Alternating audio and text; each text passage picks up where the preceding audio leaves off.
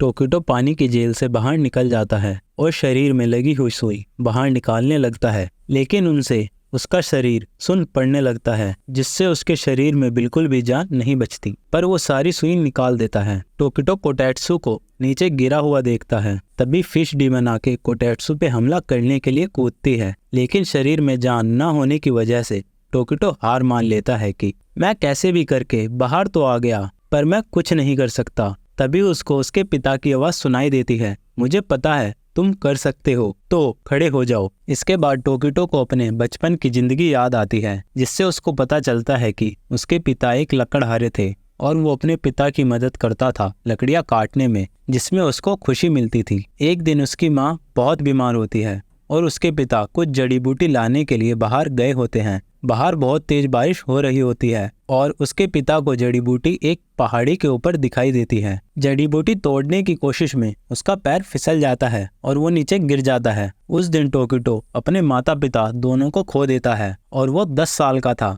जब वो अकेला हो गया था। लेकिन तभी उसको याद आता है कि वो 11 साल की उम्र थी जब वो अकेला हुआ था। उससे पहले उसका एक जुड़वा भाई भी था जिसका नाम यूचिरो था। यूचिरो उससे बोलता है, दया किसी के लिए अच्छी नहीं है, किसी के लिए कुछ करने से आखिर में खुद को ही परेशानी होती है। जिस पे टोकिटो जवाब देता है कि तुम गलत हो, तुम दूसरों के लिए कुछ भी करते हो तो आखिर में घूम फिर के वो कभी ना कभी तुम्हारे काम आता है। पिता ने तो यही बोला था। जिसको सुनकर यूचिरो बोलता है, तुम कैसे उस आदमी की बात पे भरोसा कर सकते हो जो कि किसी की मदद करते हुए मर गया। जिस पे टोकिटो बोलता है, तुम इतनी कठोर बात कैसे बोल सकते हो, वो हमारी माँ को बचाते हुए मारे गए। यूचिरो ये सुन के उससे बोलता है कि जैसे कुछ जड़ी बूटी उनको बचा लेती, पागल मत बनो। अगर वो उस दिन तूफान में बाहर नहीं गए होते तो हम सिर्फ अपनी माँ को खोते। टोकिटो उससे ऐसी बात बोलने से मना करता है कि तुम बहुत ज्यादा बोल रहे हो, पर यूचिरो उसको चुप रहने के लिए बोलता है, कहीं तुम्हारी बात सुन के भालू ना आ जाए। और वो मुइचिरो में मुंह का मतलब मीनिंगलेस बताता है। अपने भाई के साथ उसकी जिंदगी आसान नहीं थी। उसको लगता था कि उसका भाई उससे नफरत करता है और वो उसको एक कठोर भाई समझता था। मौसम बीतते जाते हैं और वसंत के सीजन में एक दिन टोकिटो पानी लेने के लिए जाता है, जहां उसको एक औरत दिखाई देती है जो उसको बहुत सुंदर लगती है। पहले तो वो उसको कोई सफेद आत्मा समझता है, पर बाद में उसको पता चलता है कि ये तो मास्टर की वाइफ है जो कि ये पहाड़ चढ़ के उनसे मिलने आई थी। लेकिन आखिर में उसका बड़ा भाई उसको बेइज्जत करके वहां से भगा देता है। मास्टर की वाइफ उनको बताती है कि उनके पूर्वज तलवारबाज थे और वे उन तलवारबाज के वंशज हैं जो कि फर्स्ट ब्रीथिंग इस्तेमाल करते थे। टोकिटो अपने भाई से तलवारबाज बनने के लिए पूछता है, पर उसका भाई चिल्ला के बोलता है, बकवास बंद करो, तुम बिल्कुल माँ और पापा के जैसी बकवास कर रहे हो, जो कि हमें बिना बताए बीमारी में जब तक काम करती रही तब तक वो बेहोश होकर गिर ना गई। और जैसे पापा इतने तूफान में जड़ी बूटी ढूंढने के लिए चले गए, जबकि मैंने उनको बहुत रोका। दूसरों की मदद वो ही कर सकते हैं जो कि उन कामों के लिए चुने गए हों। हमारे पूर्वज भले ही तलवारबाज हों, पर हम जैसे बच्चे क्या कर सकते हैं। हम जैसे लोग बिल्कुल बेकार हैं। हम बस एक ही काम कर सकते हैं, आवारा कुत्तों की तरह मरना, जैसे माँ और पापा मरे।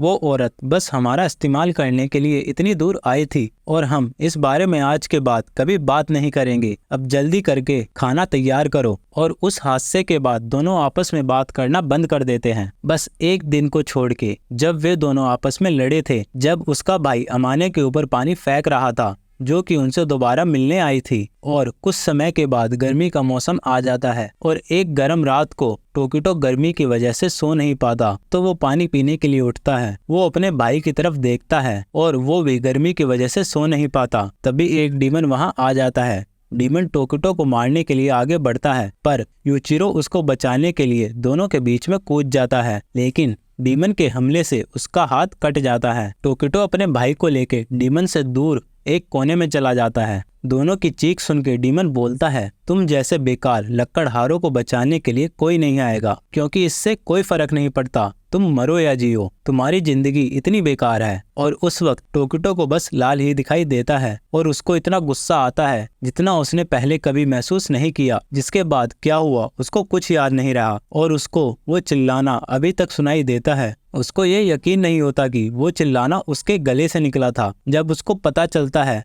वो डीमन मरने की कगार पे होता है, पर सर कुचलने के बाद भी वो मर नहीं पाता। थोड़ी देर बाद सूरज के उगने पर वो डीमन राख बन के मिट जाता है, पर उससे उसको कोई मतलब नहीं होता। उसको बस यूचिरो के पास जाना था उसके जख्म की देखभाल करने के लिए। लेकिन अचानक उसका शरीर बहुत भारी हो जाता है और उसको घर जाने में ऐसा लगता है कि जैसे सदियां बीत गई हो। और वो अंदर जाके अपने भाई से पूछता है, क्या तुम जिंदा हो? और वो धीरे धीरे करके उसके पास पहुंच जाता है। उसका भाई जख्मी हालत में बोल रहा होता है, हे बुद्ध भगवान, कृपया मेरे छोटे भाई को बचा लो, वो इसके लायक नहीं है। ये सुन के टोकिटो रोने लगता है। मेरा भाई मेरी तरह नहीं है, वो बहुत अच्छे दिल का है, वो दूसरों की मदद करना चाहता है, लेकिन मैं उसके रास्ते में आ गया, ये मेरी गलती है, तो उसको सजा मत देना। और मुझे उसके नाम की सच्चाई पता है, मुंह इन म्यूचुरो का मतलब है इन्फिनिटी। ये सब याद आते ही टोकिटो के मुंह पे कुछ निशान आ जाते हैं और वो मिस्ट ब्रीथिंग की शिफ्टिंग फ्लो स्लैश से सभी फिश डीमन को मार के कोटेत्सु को बचा लेता है। कोटेत्सु बोलता है, मेरी चिंता मत करो, हागा नेजुका और तलवार को बचाओ। अंदर ग्योको बुरी तरह से पागल हुआ होता है क्योंकि हागा नेजुका की एक आंख को जख्मी करने के बाद भी वो तलवार में धार लगाना नहीं छोड़ता। लेकिन जैसे ही वो कानामोरी को मारने की धमकी देने की सोचता है, टोकिटो वहां आके उस पे हमला करता है, पर वो बच के मटके के अंदर चला जाता है। ग्योको देखता है कि ये पानी की जेल से बाहर कैसे आया। उसको पक्का पता था कि ये वहां मर जाएगा, इसलिए उसको टोकिटो पे बिल्कुल भी ध्यान नहीं रहता। पर वो उसके मुंह पे बने हुए निशान को देख के याद करता है कि मुजान की इन्फॉर्मेशन के हिसाब से इयररिंग्स पहने हुए बच्चे के मुंह पे निशान थे, पर इससे कोई फर्क नहीं पड़ता। मेरे हमले से तुम्हारी बॉडी पैरालाइज हो जानी चाहिए थी, तो तुम खड़े कैसे हो? और तुम पहले से तेज कैसे हो गए जिसने मुझे जख्मी कर दिया? और जैसे ही टोकिटो दोबारा हमला करने के लिए आगे बढ़ता है, ग्योको ऑक्टोपस वास हेल्थ से हमला करता है, जिसको रोकने में टोकिटो की तलवार टूट जाती है और ग्योको उनको जकड़ लेता है। पर जैसे ही ग्योको उनको बेचना शुरू करता है,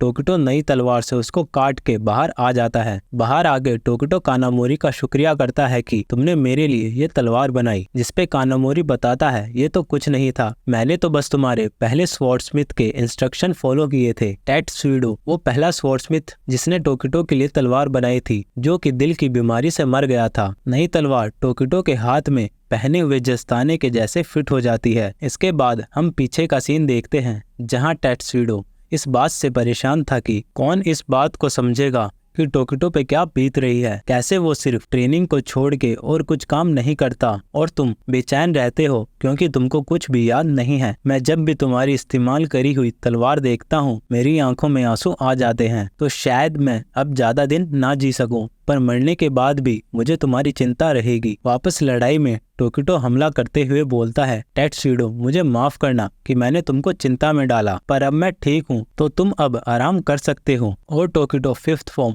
सी ऑफ क्लाउड्स एंड हेज से ऑक्टोपस को काटते हुए ग्योको पे हमला करता है, पर ग्योको एक पेड़ पे जाके उससे बोलता है, तुम्हारे ये इतने तेज हमले देख के मैं चिंता में आ गया, पर ऐसा लगता है कि तुम मेरे मटके में जाने वाली स्पीड तक नहीं पहुंच पाए। जिसको सुन के टोकिटो बोलता है, क्या तुमको पक्का पता है, शायद इतने साल जीने से तुम्हारे सेंसेस खराब हो गए। और इतने में ग्योको का गला कट जाता है। टोकिटो ग्योको से बोलता है, अगली बार मैं तुम्हारा सर धड़ से अलग कर दूंगा। ग्योको दोबारा टोकिटो पे हमला करता है, पर टोकिटो सभी हमलों को बेकार कर देता है।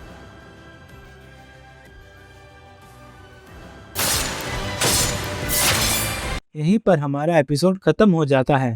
Thanks for watching and don't forget to subscribe. और मैं मिलता हूँ आपसे नेक्स्ट वीडियो में। जब तक के लिए सायोनारा।